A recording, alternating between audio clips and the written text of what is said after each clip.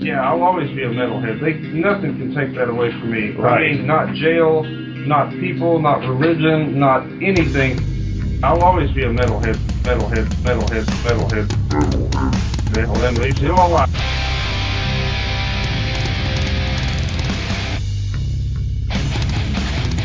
You're listening to the Great Metal Debate Podcast.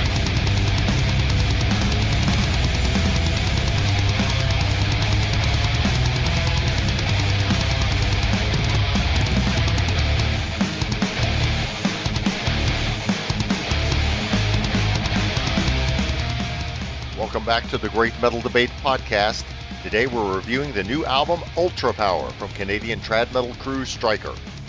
I'll say when first hearing this title, my thoughts went immediately to UK power metalers Dragon Force and their recent album Extreme Power Metal.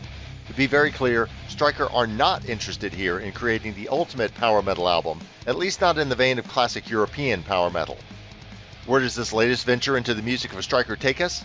Well, packed into the 41-minute runtime comes an album that very much reminisces the 80s, albeit with a completely modern and new age musicianship and production. There's a fine line between simply trying to mimic the 80s metal bands by evoking the synth-filled, pop-inspired choruses of the 80s and writing material that is compelling to listeners from across the decades. Striker have done both here. Ultrapower is an album that comes straight from the heart of metal fandom. I mean, just look at this thing. Even the front cover depicting a muscle car with fire belching from it shouts, "I am a true hard-rocking, mullet-wearing, horns-up metalhead." Ultrapower was conceived to cater to that old-school, arena metal crowd. Guys like me, well, the version of me from 35 years ago, who couldn't wait to pick up the latest Circus or Hit Parader magazine off the news rack to see what was up with their favorite bands. I was there, so I know what I'm talking about. Taking this album as a whole musically, if this had come out in the 80s, I'd have been over the moon about it. The riffs are plentiful, the vocals high-pitched wailing, the drumming fast and clear, the bass guitar strong and snakelike, and the production puts everything right in the front where it should be. There are no ballads and no filler. Striker doesn't deviate from the retro sensibility with any modern silliness like operatic vocals, massive orchestrations, or prog stylings. This comes straight from the era of metal's old days, when Maiden and Priest were extreme metal. Ultrapower is loud, proud, and completely fucking hair metal through and through, and the band exploit that nostalgia in every possible way. So how good are the actual songs here? Well, I have to admit they're insanely good. This is actually some of the most dynamic, creative, and completely energetic and exuberant examples of nostalgia metal out there, matching the likes of Guilty Pleasure's Beast in Black or Cobra Spell with complete ease, and every song has a clear identity, even despite the breakneck speed the whole thing gallops along with. Therein lies this album's chief flaw for me. It's simply embarrassing to listen to a lot of the time. The band's biggest strength in many ways is its biggest weakness, because I was there in the 80s. And music then wasn't anywhere close to being as good as it is now. Not even close, despite what the nostalgia suckers might claim. Striker replicates this bygone era so accurately and with such great chops and execution, one might be fooled into thinking it was. Some of these Ultrapower songs are radio-friendly too, but even then, I must hang my head in shame as I confess I still like them. So where was I? The individual songs? Well, to be honest, and as they would say back in the 80s, they all rule. To give a more detailed breakdown, let me have you close your eyes and picture yourself circa 1985, standing in the hair metal arena as the house lights dim.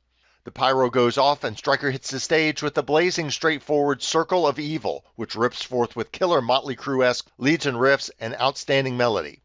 Striker channels Y&T on Best of the Best, an up-tempo hooky as hell track which capitalizes on a strong driving riff and furious drumming to create a sense of urgency.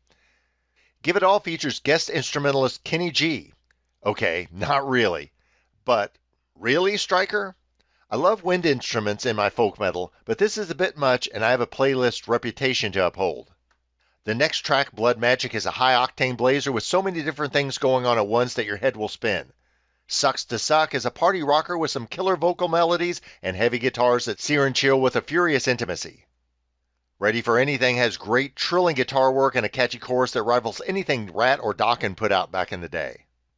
City Calling is a jaunty power disco anthem with a cool commercial atmosphere that I'm uncomfortable with how much I enjoyed, yet maybe my pick for best song on this thing. Turn the Lights Out and Thunderdome are more full speed ahead AOR, with the former giving hints of Riot V, and then as if straight off the Top Gun soundtrack, we get Live to Fight Another Day. The show and album closes out on a high note with the aggressive and hilarious Brawl at the Pub, leaving the listener at this point exhausted, yet still wanting more. For fans going back to Armed to the Teeth era Stryker, this album will defy expectations you might have had as a listener.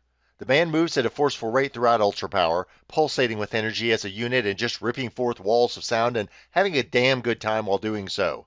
Dan Cleary's soaring hard rock vocals are brilliant in every track, and he often dips into his bag of tricks to do something unexpected. The twin axe attack of Tim Brown and John Simon Fallon make no pretenses about showing off their skills, preferring to make the songs the thing and any display of their technique secondary. Stryker exudes innocence here, in the way they seem to want nothing more than to create this music, have fun, and make old-school metal fans happy.